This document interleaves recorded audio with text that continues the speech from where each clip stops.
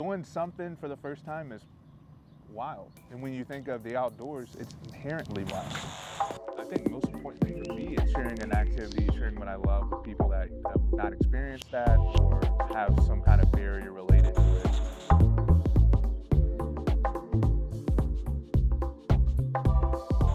The magic of being able to create that bond, that connection with an activity, a person, a place, that's special.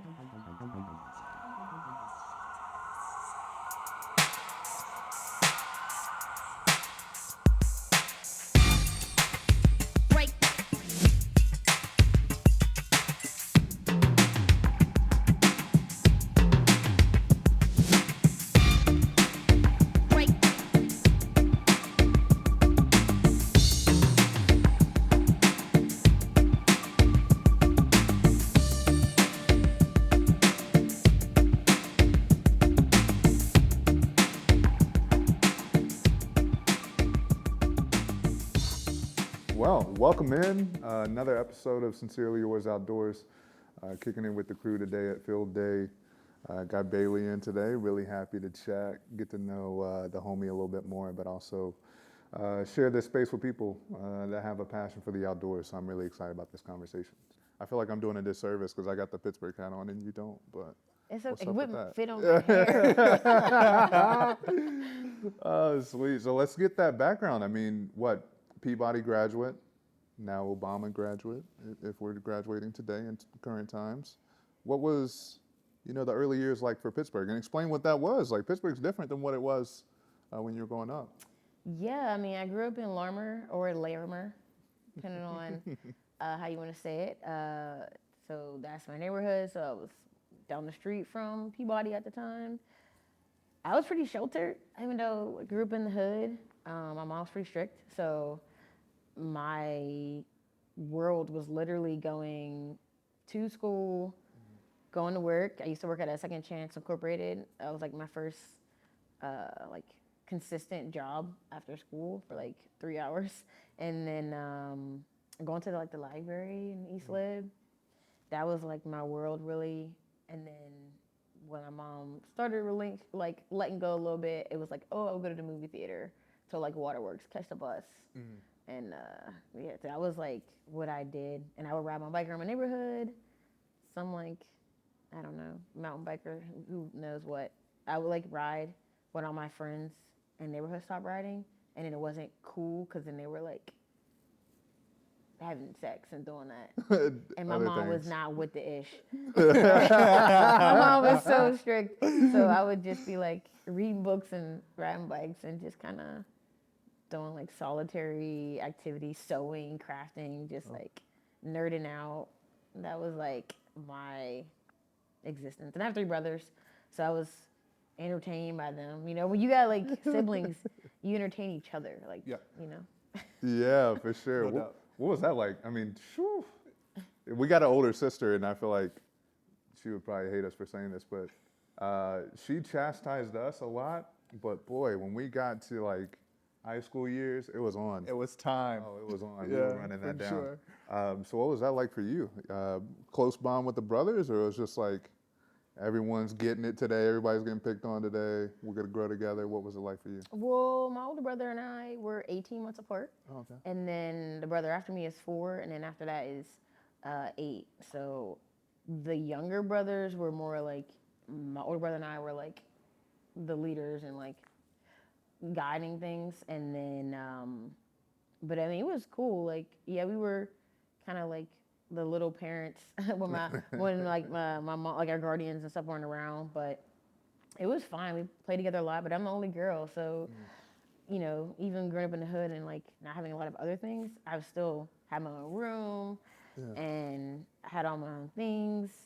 And, you know, when they started getting handsy and like, boys still socks, they still weird things. Yeah. Like it was still on my socks. And I would be like, you got my socks on. They'd be like, no, I don't. And you'd be like, yeah, I know, because they're clean. And like, you would know because this is how they look. But just like, and then I like, but it was fine. I think we didn't really have like a lot of issues. We didn't really fight like that because I'm also the only girl. And then like, you know, a certain way you treat girls and you don't like fight each other like that. And they fought each other. Like they would be wrestling and doing all that stuff and jumping off the bunk bed to the other bed and doing off the, you're like thumping and a bumping. And then, but I was just pretty chill. They would play Barbies with me sometimes. Dope. Yeah. Dope. Yeah. Yeah. Bring the G.I. Joes. I I love that. Yeah, love but that. it was pretty cool. It was chill. I feel like we had a really good relationship, and now that they're like older, I think now I have a better relationship with my two younger brothers because the age gap is caught up. Like you know, it was like 8 and 4 years. It's kind of like different mindset.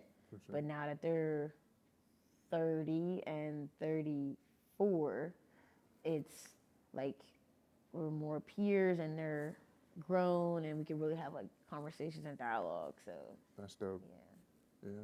So one of your brothers introduced you to biking at the age of 5, right? What was that Yeah, like? my older brother pretty much wanted to do everything he was doing. He was Yeah. like, "Oh, he's riding, then I am coming too." So yeah, I ride this like this little pink. I don't know, it could have been a Barbie bike or like a princess bike. You know how they brand things. But and he was riding. He had like a black and red bike, and I wanted to go where he was going, follow him, and that was really just the Yeah. start of it. And then, you know, when we moved, get different, you know, grow, you get a different bike. He would ride with his friends, and I'm coming, and I would ride and just like ride around the neighborhood, and that's just kind of how it started. And then he was pretty athletic, just in general. Like he used to rollerblade and just really good at a lot of the different stuff. But I kind of stuck with the biking a bit as like a outlet because my mom allowed me to do that without like too many questions. Because like the fast girls, they weren't at a certain point they weren't riding bikes. So if I say I was riding bikes, I was really riding bikes. So like going far to us was going to Highland Park because in Larmer, like you Yeah. cross the Meadow Bridge, and then you go to Highland Park, and that was like we riding down to the pool. Like that was far for me at the time, but that was really. And we used to come down Heberton, down that monster hill, and ride down standing up with no hands. Full tilt. Oh, Yeah, go. it was nuts. Freeing. Yeah, we were lucky we didn't get hit. Like living, I just moved from Highland Park, so like you like talking through that experience, I know like I can kind of like place myself like right there, following along with you, and that's just like me visualizing young you just like taking on that hill and doing all that you did there is like it's so vivid to me like seeing that, so that's really cool. Yeah, and even like, cause back then I wasn't able to ride up the whole thing. Yeah. So now as an adult, like I can ride up that thing, but as a kid, we would ride up as far as I could and then walk, cause I was not able. Yeah, but now it's like, wow, I used to walk up this, and now I ride up it, and I hardly ever come down it, cause there's like all the stop signs, Yeah. and I'm like, I'm not trying to get like hit Yeah. unnecessarily. Yeah. Do you have a lot of those like types of experiences, especially being from Pittsburgh and still like riding the same streets that you were riding as a kid? Do you still have a lot of those like memories of like your origin, frankly, and as it pertains to cycling? A little bit. I think because I stayed like really in my neighborhood. Like I actually listened. My mom was like, "Don't go too far," Okay. and I didn't. Yeah. So, You knew.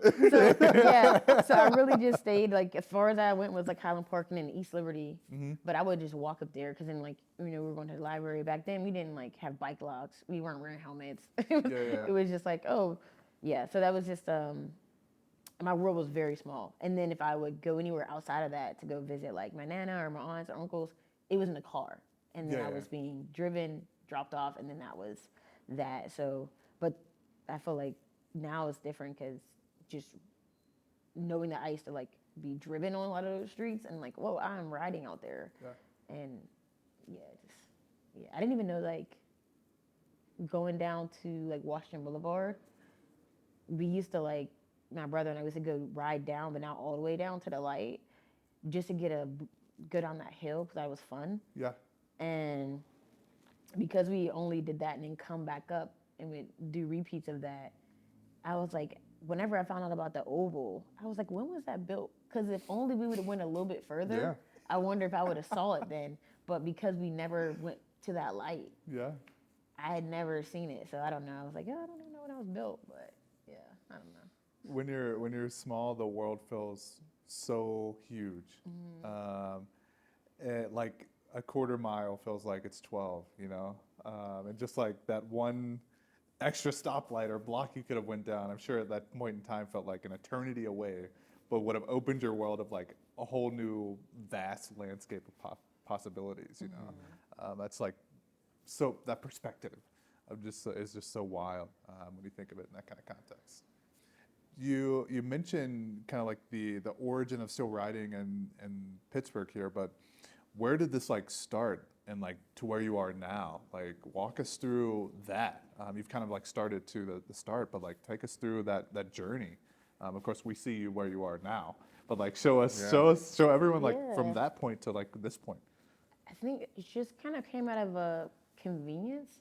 So like, did a little bit of riding, through high school, just because it was fun, and I never rode the bike to school. I always just walked to school Okay. because it was so close. Um, but then when I went to college, at some point, like maybe I lost or broke that bike. I have no idea what happened to that bike. When we got brothers, they probably broke it because I don't really break my things. So yeah, and I went to school and I didn't have a bike then, but I was walking all over campus. I went to Penn State, and the campus is massive. I don't know if you've ever been to Penn State's campus, but it's huge. And when you're like standing on campus, I was like walking around all over the place, and I was like, oh my god, this is a lot of walking. People they had like the freshman 15. I had the negative of that because I walked so much. Even though like my eating habits didn't necessarily change, I walked so much I lost 15 in my first year because of all the walking. Wow. That like it wasn't even on purpose. It was just like going to campus, going to class, and then after a while I was like, this is getting to be too much walking, and I would catch the loop, which is the bus that rides around campus, but it only goes one direction. So if you need to go the other direction, sometimes it's faster to walk or cut the campus. So biking to get to certain classes faster just needed to be done. So I did eventually get a bike from like Walmart or something, and I would use that to get around. And then I had that for a few years, just like riding back and forth. Even when I moved off campus, I would ride that bike to campus or put it on the bike rack on the front of the bus and do that. And that's kind of how I stayed in touch with it. But then when I graduated, I ended up moving to Atlanta. Didn't have a bike there. And through all this, I didn't have a car. So in Atlanta, but because I lived inside the perimeter, or for people who don't know about Atlanta, there's 285 is basically the perimeter of the city. And because I lived inside of that and I worked inside of that, there was no need to go outside of that. And the buses and the trains were enough for the most part, unless you're trying to go out. But then when I was working, eventually after being there for like a year or so, I was like, I just need something else to like make it easier to get from the train, to get from the bus, like from the house to the train. Because sometimes the bus was annoying, getting that like last piece. And I was like, if I could skip taking the bus and just go right to the train, it'll make my commute faster. So I ended up like getting a bike off of Craigslist. It was like it was a pink Raleigh steel, and it was a road bike. It was actually too small, but I didn't know that at the time. Yeah, I thought like my knees being that close to the handlebar was normal because you go from like those BMX style bikes to this, so you don't know what you don't know. Yeah.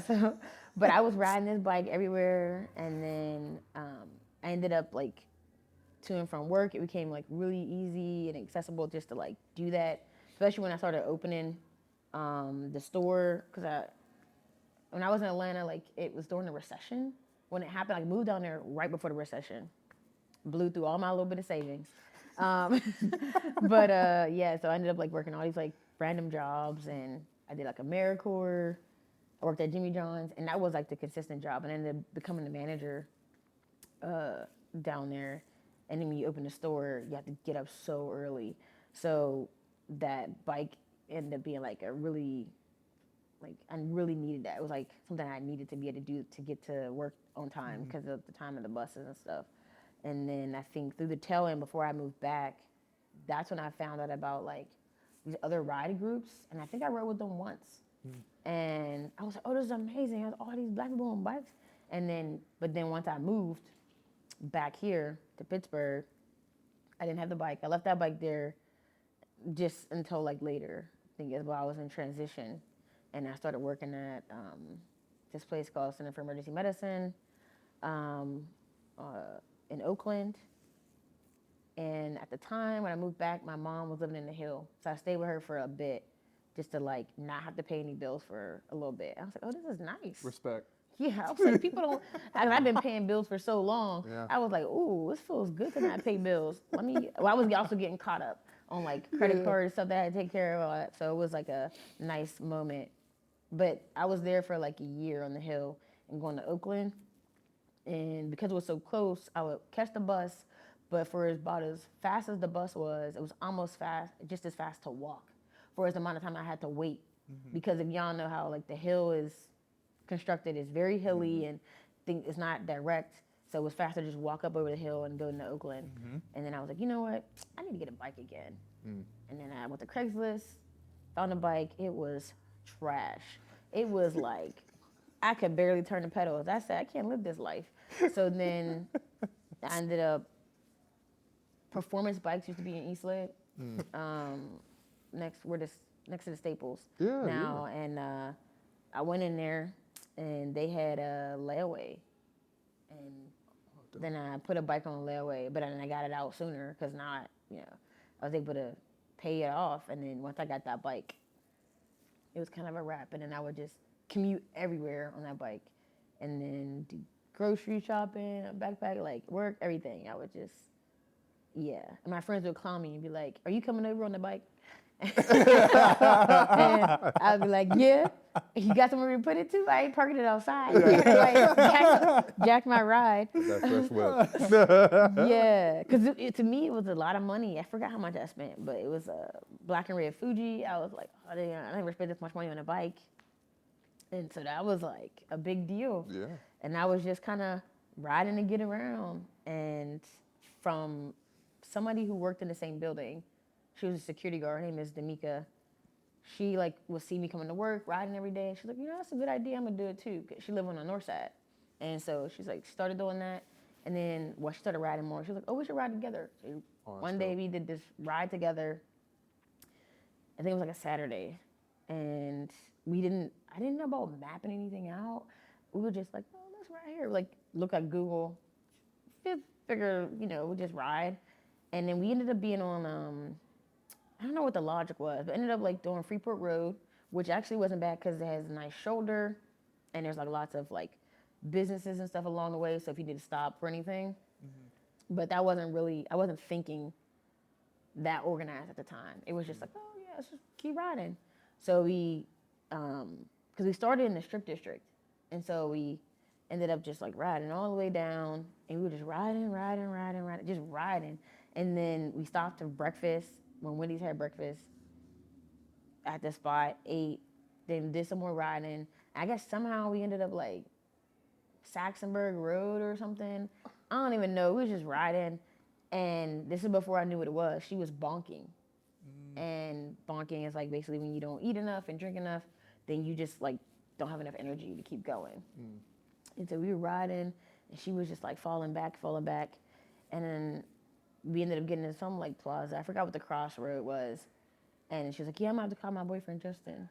Come get me, because I can't go anymore. And I was like, okay, that's fine. She was like, you need a ride too? I said, no, I'll just keep riding.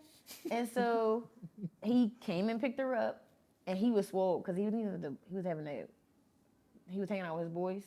So he had to stop doing what he was doing, come pick her up.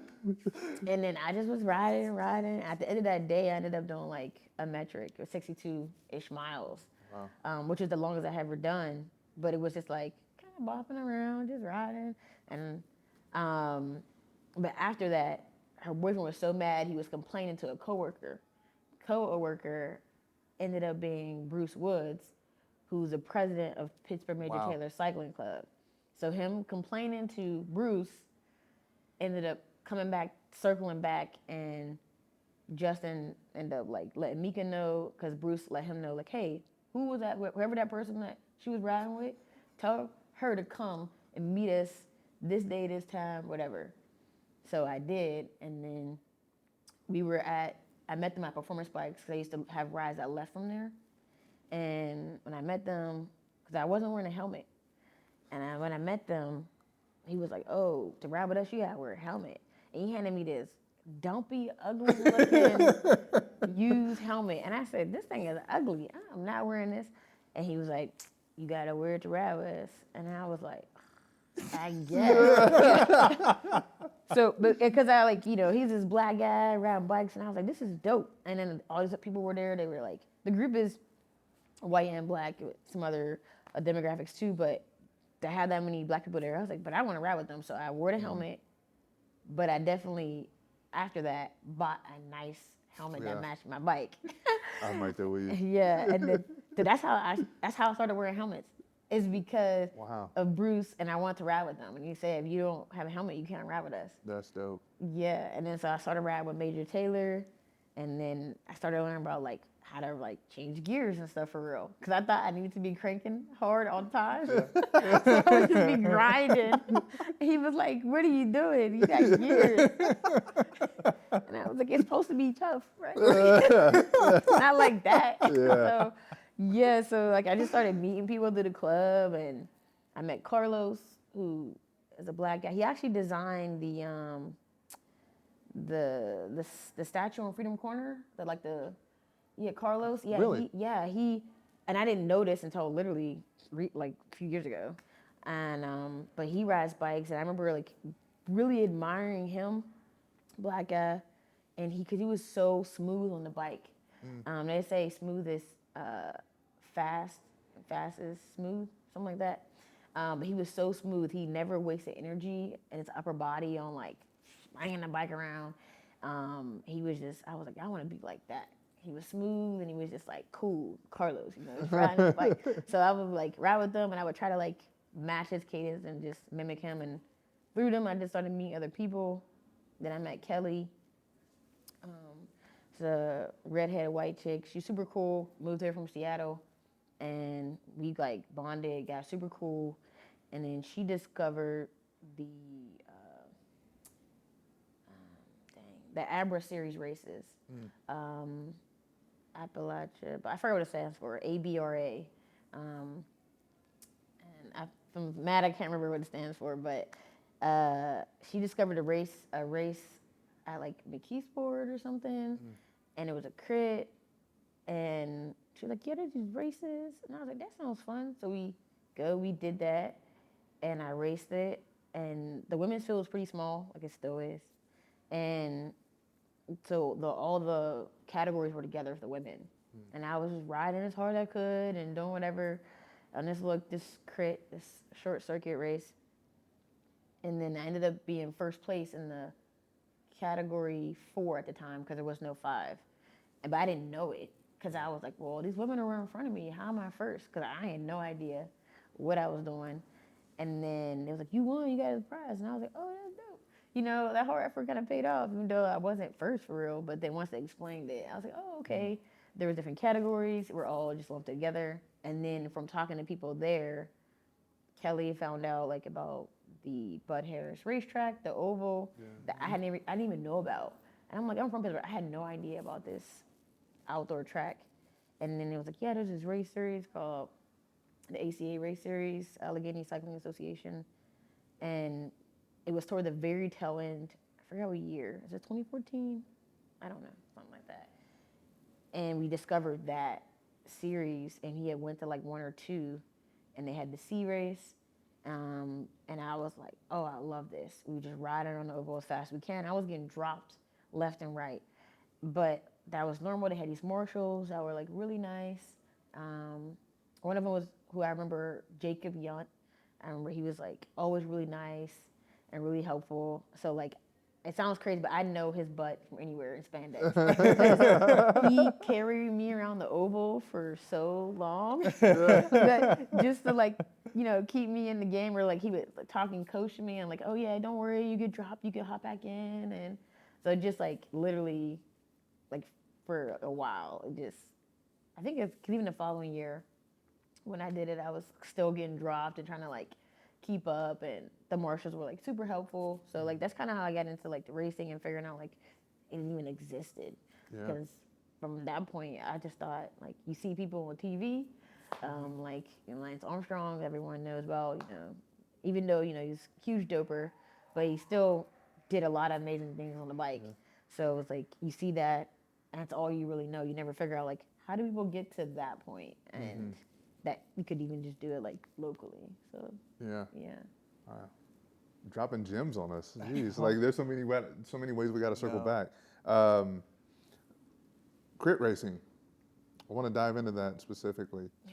I mean, the culture and the ideology around racing has been one way for so long, and like the perspective and how people look. But I think it's starting to change, and I think of like Justin Williams from Legion and people that are just like out there doing really dope stuff, like incorporating the culture, wearing a gold chain while racing, like all this stuff that I'm like, dog, that's it. Like, what does that mean to you? And like, are you facilitating a space like that now? I mean, I can speak to it just from going to one of your slow rolls at Pittsburgh Major Taylor, which was dope. Like, you're doing a lot of dope stuff, but how are you showing up fully, representing yourself fully in some of these races and spaces?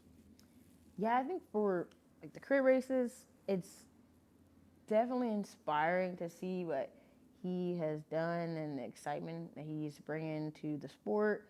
And I like that they're pivoting and not trying to make the crit racing like European racing. Like, you gotta have your own thing, because that model for the European, like their long road races, doesn't necessarily work here because our culture is different. Like, they're brought up to like ride. It's just really ingrained where we're not. And I think the crit racing is a nice insert because it's a little cheaper to get into it. You're not ideally riding as far out. It's nice for spectators. It gets, the towns or areas involved. It's good for the economy, and everybody likes money. So I think that has helped. And the fact that he's winning is really what brings attention. Like, if they were losing, they would not be getting the attention that they got.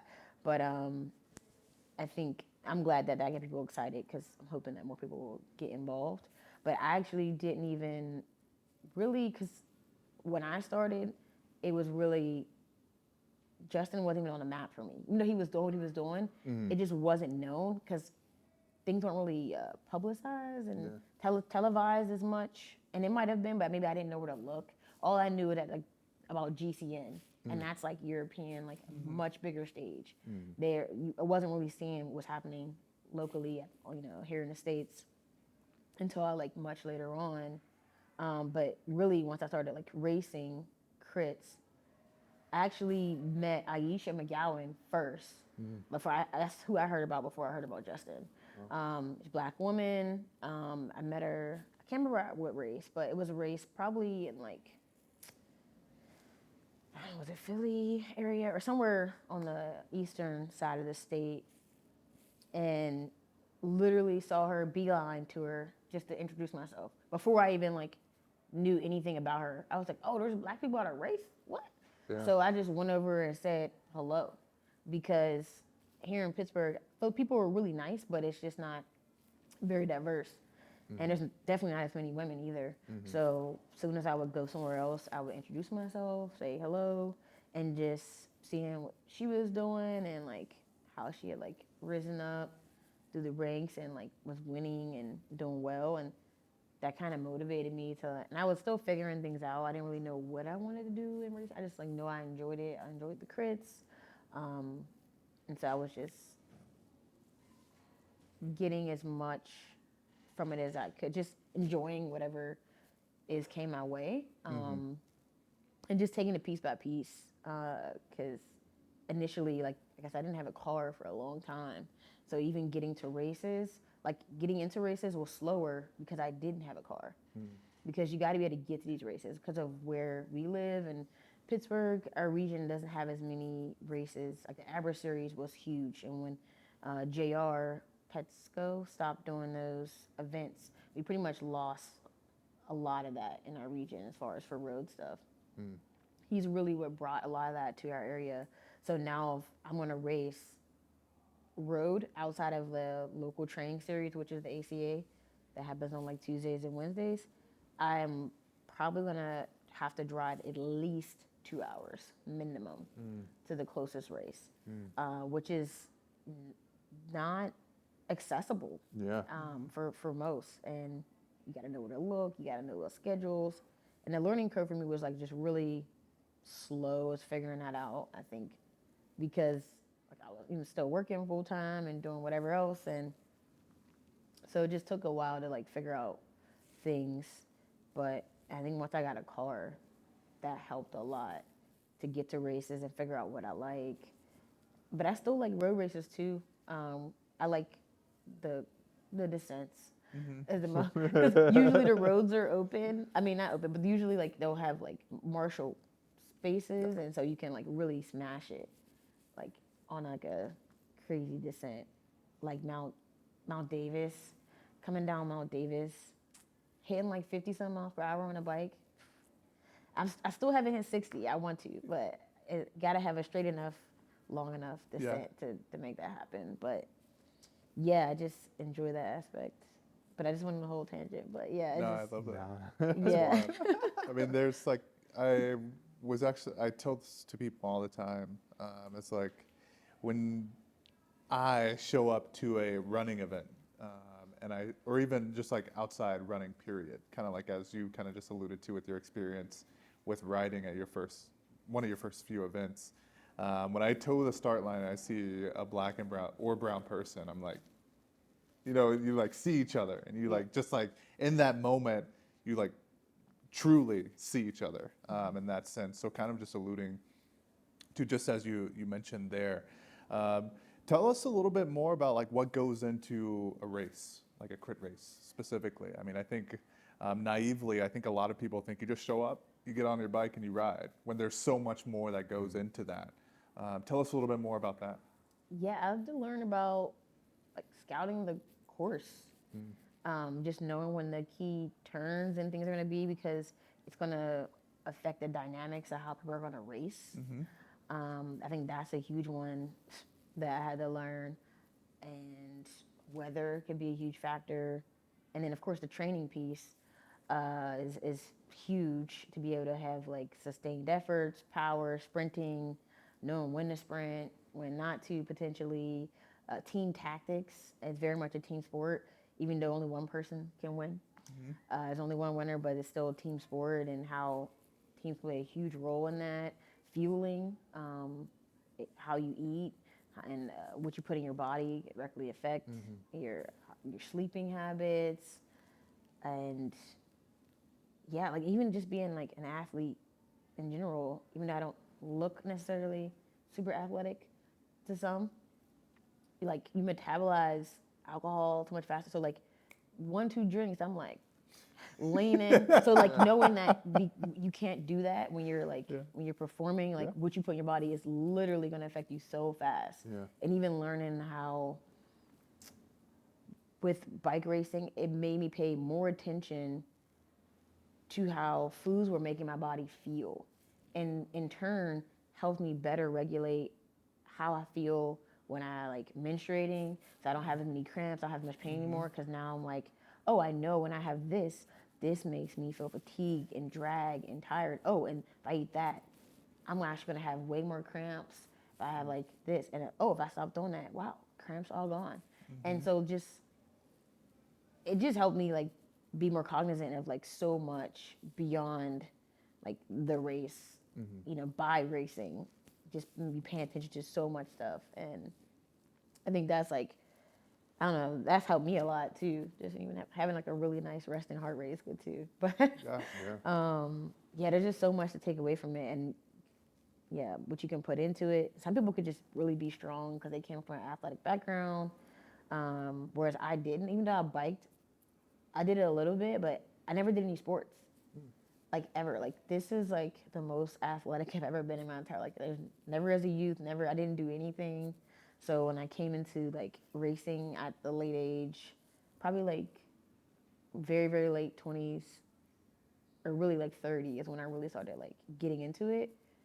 That's when I like became my most athletic, and so that learning curve of like, oh, this is what it means when someone says they have a lot of miles in their legs, and their body is used to doing certain things. So yeah, I think that makes a huge difference. But I feel like if you put your mind to it, it's like you can still overcome a lot. But it helps if you have like an athletic background in general. I do think, from what I've seen. Yeah. Yeah, for sure. You had once said that. I see you're like, uh-oh. Where's he going with this? Did I say? Yeah. That you identified as a unapologetically black cyclist, which I think is extremely important. And sometimes saying that and me hearing it, and I'm sure community hearing that brings comfort that you're like owning that identity in that space, but also bringing it back to community. Because I keep referencing like the first time I rode with you was that slow roll. And it's kind of funny that it's like performance bike. Now that I know the history of it, that's the same spot that we met, but the sign was down. You know, so it's like, 10 years ago, I assume, like it's been a central hub for slow rolls and community. And me knowing in my ideology and thought of you as like, you're a trailblazer in this space in our community. You're an athlete. You're a professional at this, and I was just honored to be able to ride with you. Like I remember that ride. One, you brought the music, so I was like, "Let's get it!" Like normally people don't ride with music, or at least like in group rides. So I was like super hype about that. Our community was there, but also just like you led in a fashion that I thought was inclusive, and seeing our whole community there was like super exciting. So can you explain a little bit more about Pittsburgh Major Taylor, your role in it, but also the space that you're creating and cultivating, and that Bruce cultivated as well, that black and brown people are showing up, multiple identities, to ride with you? Yeah, Major Taylor's been around since 2004. Pittsburgh Major Taylor Cycling Club has been around since 2004 because the original Major Taylor Club is based out of Ohio. I forgot which city, but yeah, it was initially as a part of a basically initiative. Mario Brown was one of the original six. Bill Snyder, several others, I don't remember their names, but they wanted to just have black people doing an activity that's like has health benefits, and that's kind of how the club started. And like Bruce kept that up when he became president, and then like guiding and ushering people and having different types of rides that support like people in the different phases of their like cycling growth, which I think is important. And the idea for the slow roll was really from Detroit. Slow roll, they have like this massive, which I still haven't done yet, massive slow roll, and it happens on like Fridays. I forgot what the frequency is, but people have music, they have lights on their bikes. It's just like this whole thing, and I'm like, oh, that's fire. And so I kind of wanted to bring something like that to Pittsburgh, but in the capacity that I could lead and kind of continue. And so I just always want to have this. I always want to like have the slow rolls because it's somewhere that is easy, is chill. No matter where your fitness journey is, you can at least do that. And now that we have pogo bikes and they have e-bikes, that so many people can join in on that ride. And I try to always have it somewhere that is gonna be accessible to folks via like if they're coming from the bus or like, and just figuring out like making sure it's located like near a bus, bathrooms, another pogo bike station, and that it's near the hood or near in the hood, because I want like us to see us riding, and that is normal. Like we would do like a slow roll, and kids are like, "What's going on? A race?" And then be like, "No, just a ride, just riding for fun." And then they're like, "Oh." And so like just wanted to normalize that that you don't have to, it doesn't have to be like the race, that was it the great race or whatever, it runs through the city. Like it doesn't have to be some major event just to see people doing an activity through the hood. Like it's people just riding and it's rolling and it's normal. Like just try to normalize that behavior.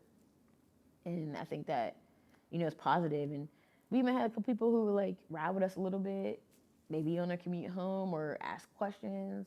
And that's good too, because maybe they can come and join us. And we had some people who will join us as a result of like seeing us out.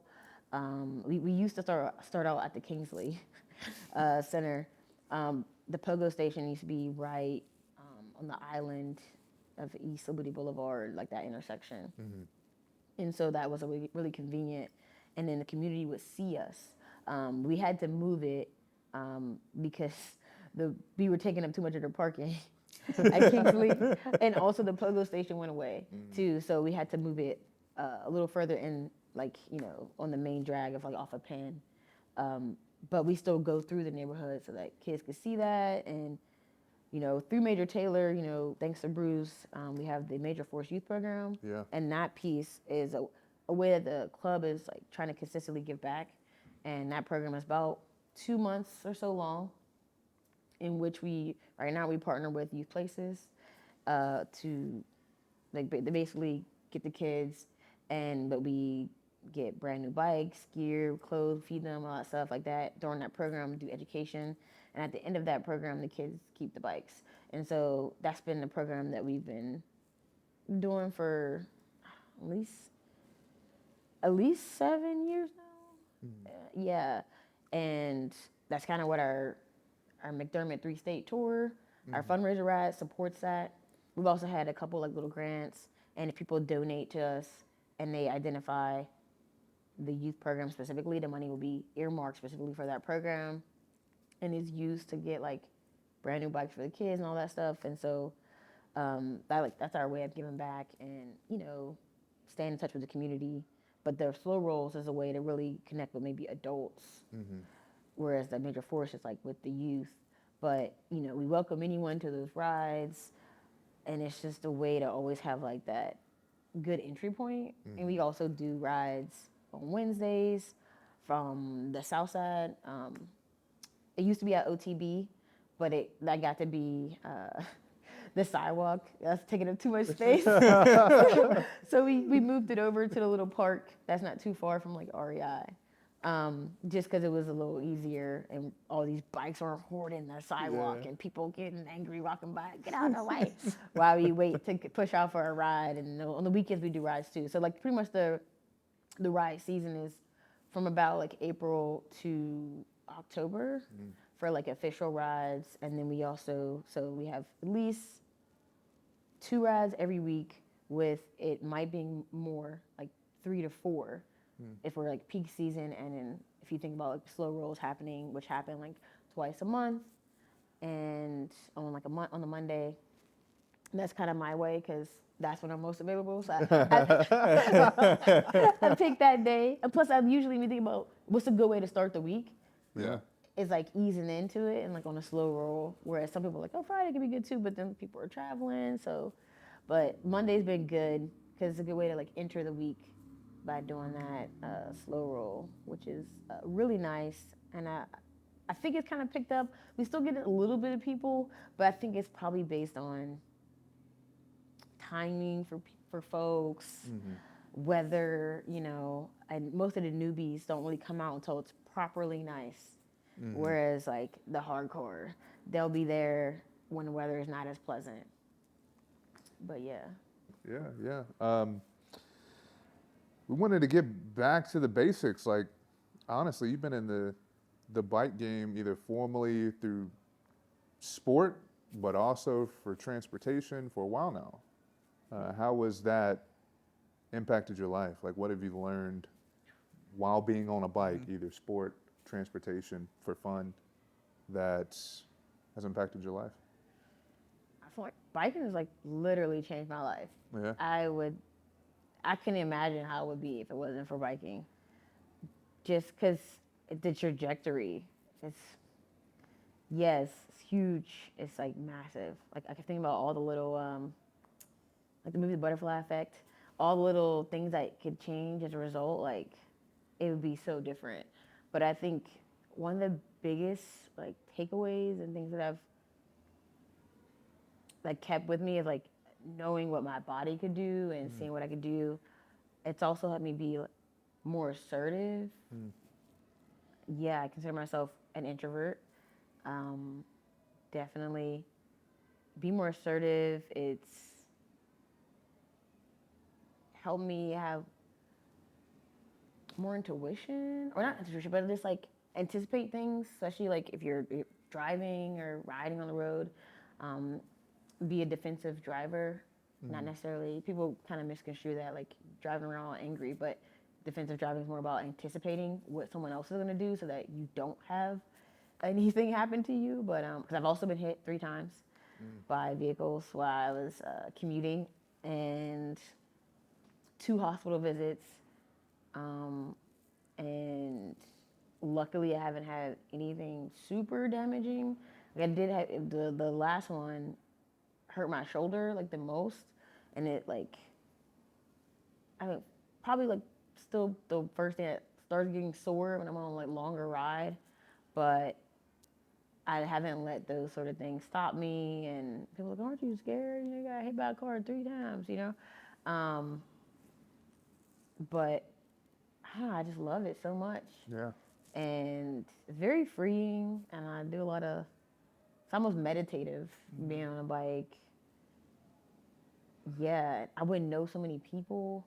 I wouldn't even travel to so many places. It's actually how I base my travel plans. Really? It's like a lot of it is by biking. I do a lot of it via biking. Like I did past 2 Decembers.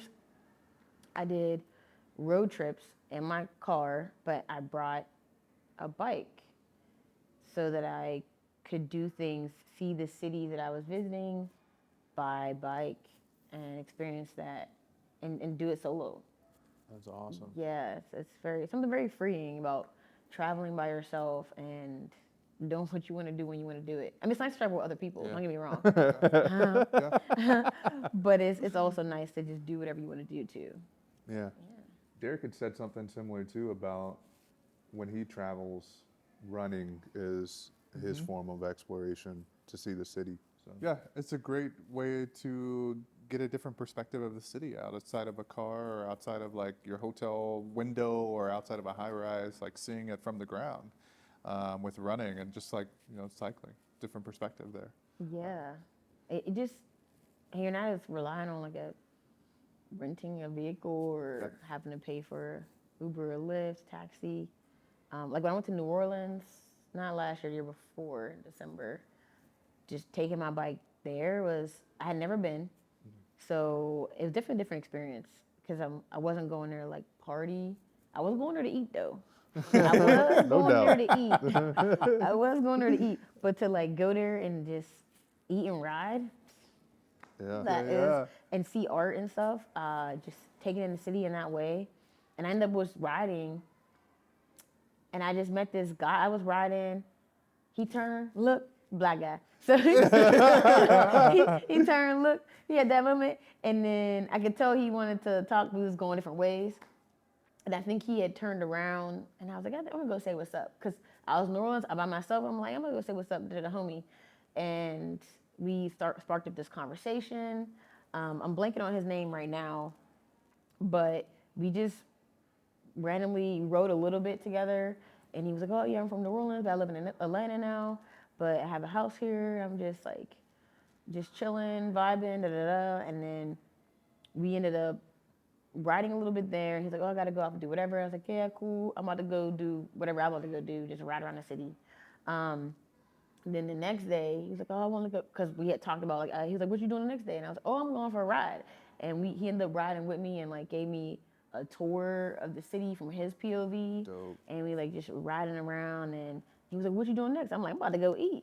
So then he was like, he was like, all right, cool. Well, I'm gonna go eat what you do. So we went to this spot that was, like near the levees, like, where they have it all built that they, like, redid, and it's, like, really nice. These restaurants had the fire beignets. It was like sweet potato based beignets. I don't know. It was so good. This food was so good. And he was cool and he paid for it. So,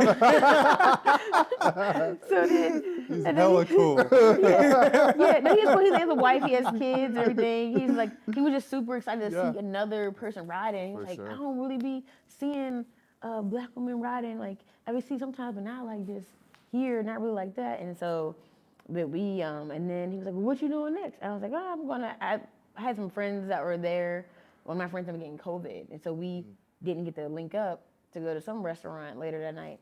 So then we ended up met up, went to get what's the oysters from one of these famous spots, and got some oysters and drinking. Met these people. This other, I don't know. We were just talking at the bar, eating, just talking to people. And it was just nice because you just randomly like I met this guy on the bike. It sounded real crazy, like yeah, you meet this guy on the bike and just y'all going to eat, do all this random stuff together. But it was like completely platonic. It was super cool, and but we met other people from it and showed me around the city, and then just doing different stuff. And I still do whatever else I want to do. Like I saw like the outdoor sculpture garden, and I went to a couple of museums.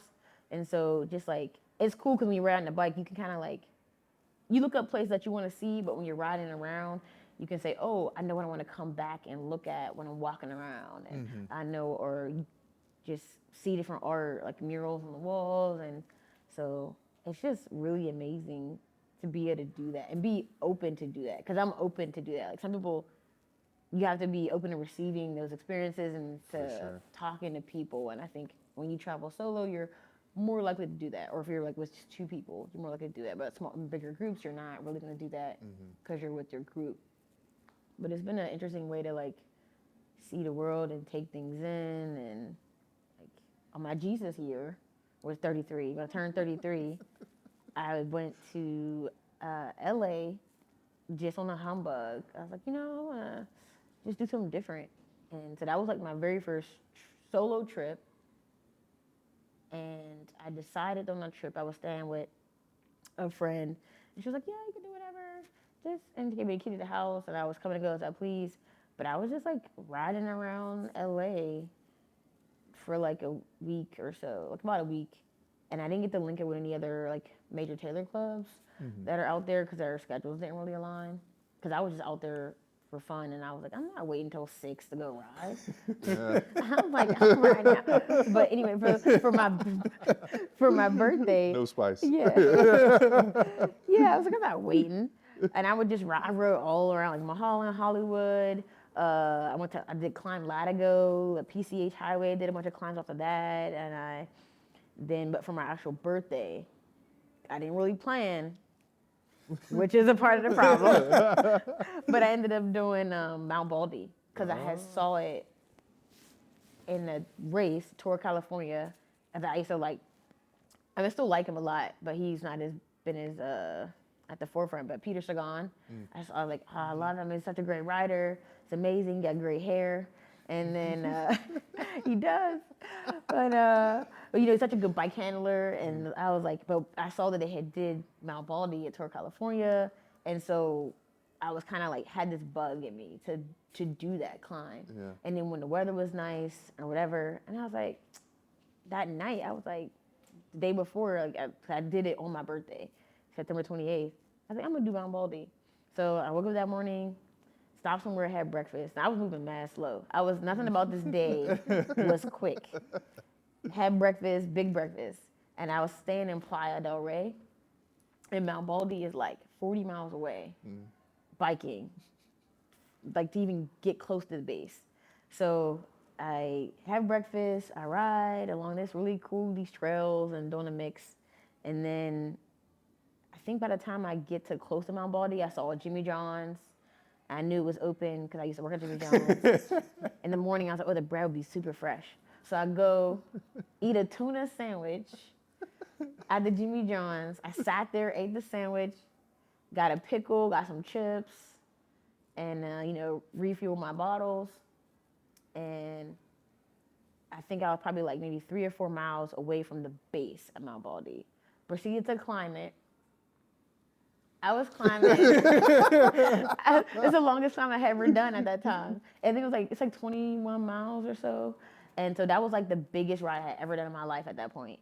Climb, I'm being such a tourist, just rolling up slow. And it was kind of cool because you could see the fog over LA, like the smog, the layer of like pollution from climbing Mount Baldy. You could just see it hovering over the city. And I was like, is that a cloud? Because before I was like, is that clouds?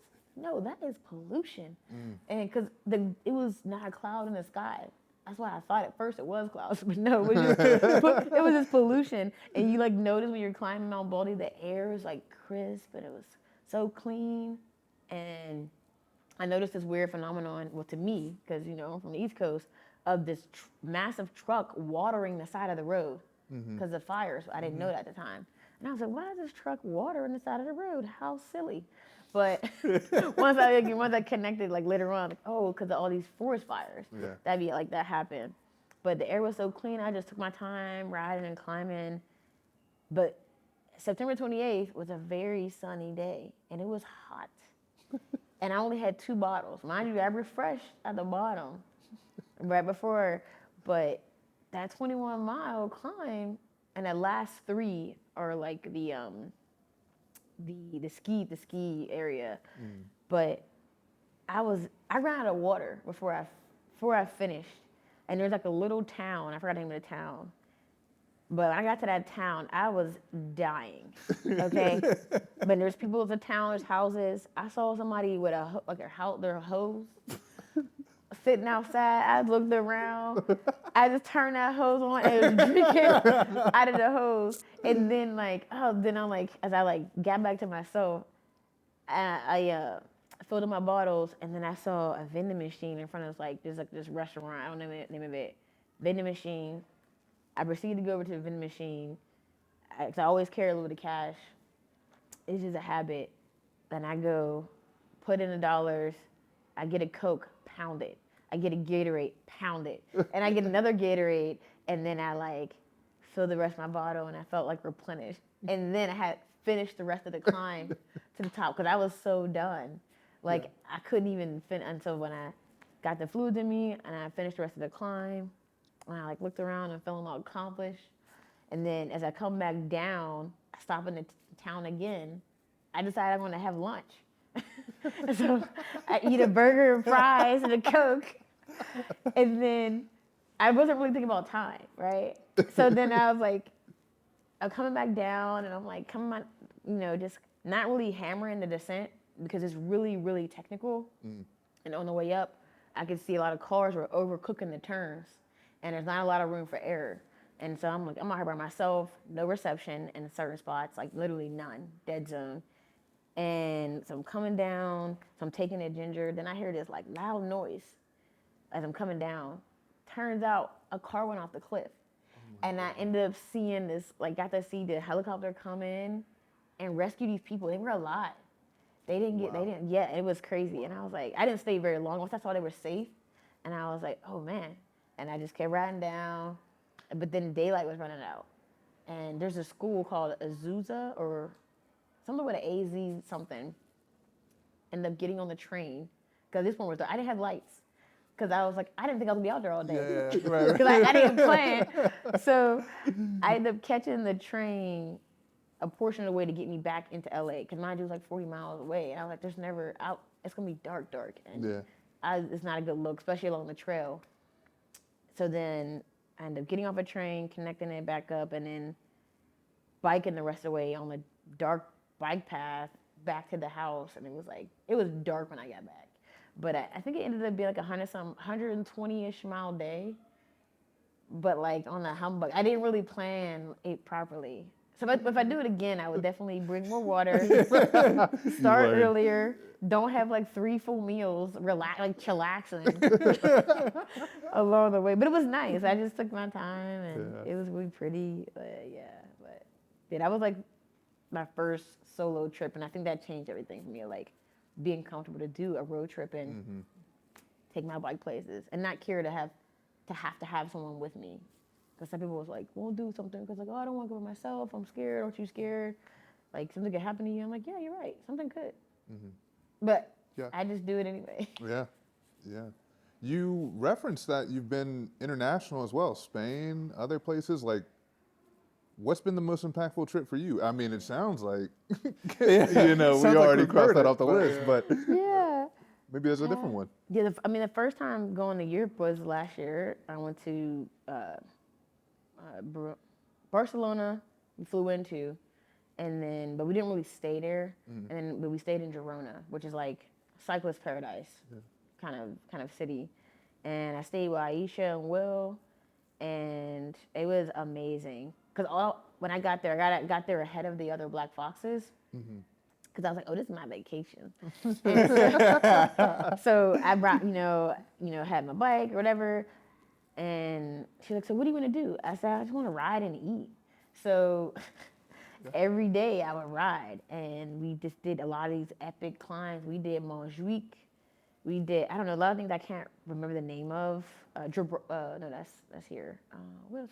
We did so many. There were so many climbs we just did, and she was happy because she was training anyway. So she was happy to be like, sure. I mean, she was dropping me like a bad habit, but but I was just pedaling, taking my time, and just enjoying it, and you know, stop and have a coffee in the morning and coffee after. It was just very like super chill. The pace there is so chill. When you go to eat and go places, no one's like rushing you. Everything's like super relaxed and chill. Like that was phenomenal. Just to like bike and places that I only seen on TV, like in the tour, like these big races. I was like, wow, I'm doing these climbs. Definitely not as fast as them, but I'm doing them, and it was like felt good to do that. And I did them at my pace and really enjoyed the view, take pictures, and just kind of like be in my own head, whatever was going on, just riding, just enjoying the view, enjoying that I'm able to even do that and enjoy that. So like, that was, yeah, I think that's probably the biggest trip thus far. Yeah, that was so good. Yeah, Yeah. that's so dope. So dope. That's excellent. Yeah, just to be met with like gratitude, within that space is just so powerful. As we kind of close out, what do you think the future of cycling is in two different lanes? First of all, recreationally, and then also competitively. What do you think the future is within that here locally, but also nationally as well?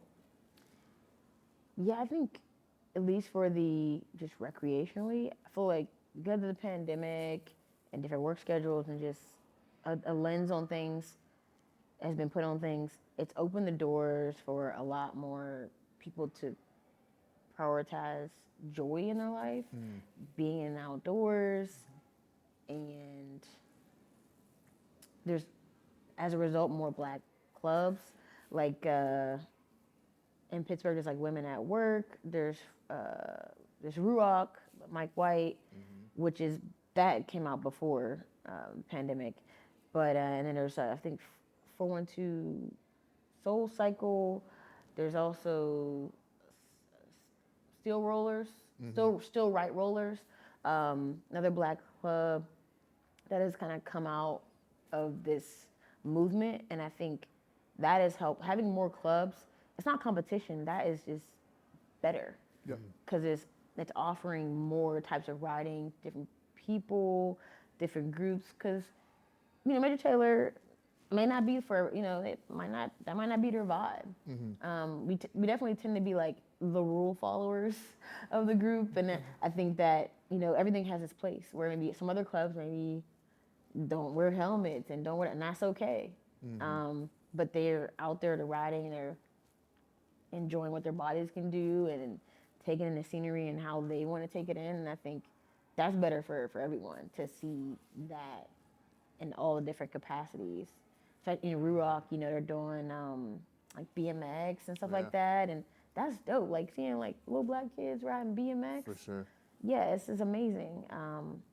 Anthony, I know he has a hair salon in Oakland. He also is a dope, rides BMX competitively. Like I didn't even know grown people did that, and I didn't even know Pittsburgh was on the map for BMX.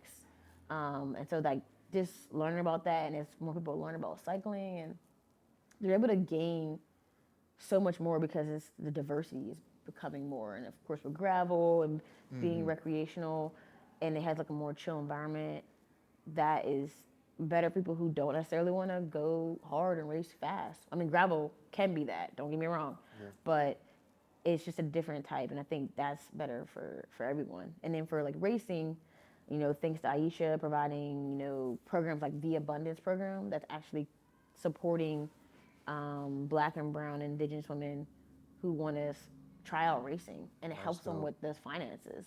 And you don't have to be located in a specific area. Like it's supporting that across the states as much as it possibly can. But like your programs like that, and you have like Justin and Legion winning, which is gonna bring attention to it and make it more attractive, especially for like young black boys who may not try something because it doesn't look cool, but they making it look cool. And so that's garnering more attention and more investment, which I think is even better. And it hopefully will encourage more like schools and people in general to like have biking as a part of the curriculum. Like I know we have two schools here in the city, ECS and Neighborhood Academy, that have a cycling program, and that's great. I wish we had more schools that had that, but that's a great start. So I feel like Legion making it look cool and Aisha providing access and for women in the sport, which is sorely needed. Like those movers and shakers are really opening up doors to everyone else, opening people's eyes, and making it more accessible. And I think that the narrative that we don't, as a country, don't need to be like European racing. We can have our own thing and it can still be great, and that's okay. Yep. It doesn't have to look that way, and embrace that. Because to be honest, crits of all the racing, the velodrome and crits are the more accessible because of like where you're racing, what you're racing, kind of bike you need, or to be able to do it and perform. And it's better for spectator. It could be potentially more accessible. And you got to think about parents and like being able to do that. There's like a lot of involved. But if it's more centralized in those venues, it can be easier for other groups to help support that in like certain capacities. Like I think Philadelphia Bicycle Coalition, they have a bicycling program and they bring kids to races. I think that was like the first time I ever seen black kids at races, was when I went to some of those Eastern races years ago and saw like young black kids racing at crits. And I was like, oh, this is dope. This is amazing.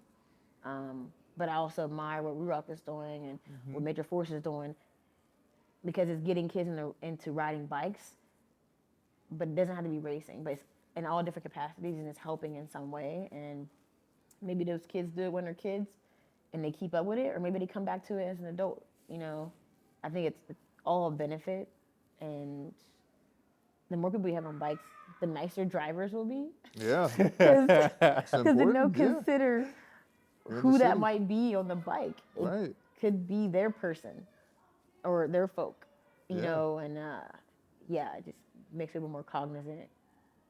People are really angry, about when bikes are in the way. But hopefully that'll alleviate that and make it more of a norm, especially as, bikes become more accessible with different programming, like Pogo and stuff like that. Especially for our city here, with all the hills. That kind of scares a lot of people away, but I think, having those sort of avenues is really helpful, for sure. Yeah. Well, you shout out a lot of movers and shakers, but like, you're the hometown hero here. Like, I don't want that to get lost. Like, you gotta put your name in that too. You're doing a lot of dope stuff here, and we really greatly appreciate that and the opportunity to share this space with you. But also see everything that you're doing with Pittsburgh Major Taylor and Bruce and the team there. It's been really impactful.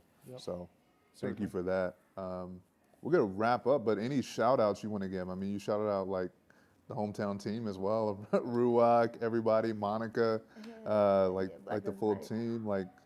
Yeah, I think they all contribute, Yeah. But I guess specifically for me, I would probably shout out the Black Foxes, collective of unapologetically black folks who uplifting black folks in outdoors, and centering more so biking, but other things. Definitely shout them out. Shout out my mom, of course. Mom, for sure. Yeah, No doubt. and anyone who's supported me in my journey. And I think the Pittsburgh cycling community has been really, really great. Even if it is like for the most part really white, people are really awesome, and I've never experienced like that sort of negativity that may be experienced elsewhere. So I'm glad that's not a part of my narrative, because I felt like within Pittsburgh, I've had a really great support system. That's Yeah, dope. even if I'm still the only black female racer Yeah. in this city, um, but it's really great. And I shout out Pittsburgh Youth Leadership. They're actually currently riding across the country right now. A few of Oh. them to really they're raising money for Haiti.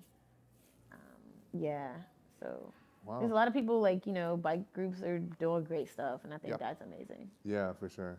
That's dope to hear all the dope projects going on. Yeah.